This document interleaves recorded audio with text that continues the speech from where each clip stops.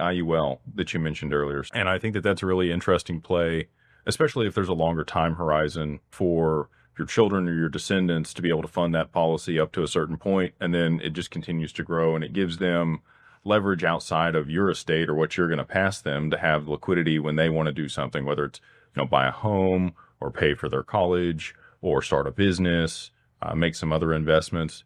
Do you see that is a common thing with high net worth individuals using that specific product, or there's some other options as well? Yeah, we see that. We see whole life as well equally.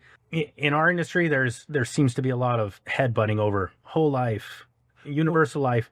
I think they're different tools in the toolbox, and it really comes down to what's best going to serve that client's wants and needs and their time horizon. I have some index universal life insurance policies on my boys, and I have some whole life policies on my boys.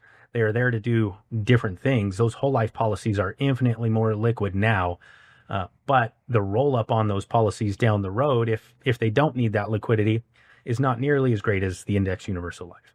And so we do a little bit of both for them. Yeah. So if you're looking for liquidity sooner, you wanted to borrow against the cash value in the policy, say within the next 24 months, probably better to do a whole life policy? It can be. It can be more secure. If you're a savvy investor and you're willing to service your own debt, because it is your own debt, you're loaning yourself your own money out of your policy, and you can do that at 0% interest if you want to. Oh, wow.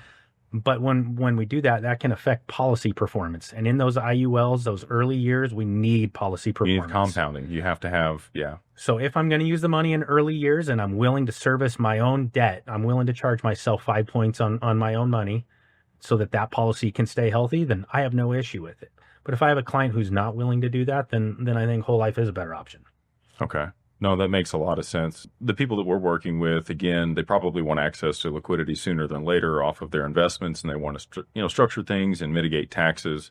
So I think a lot of people, the matriarch or patriarch, probably are going to set up more of a whole life policy. And then if you have a longer time horizon for when somebody's going to need liquidity, the IUL probably makes a little more sense, unless you're willing to underwrite that debt, like you said. Yeah. And there's some other considerations as well. The IUL is infinitely more flexible. We can increase it, decrease it, do all sorts of things. The whole life policy, once we set it, it's locked in. That's the contract. So we can't do much from there. So if we need flexibility, then we look more towards a universal life product. The whole life product, because it's not linked to any markets, it's an unlinked asset.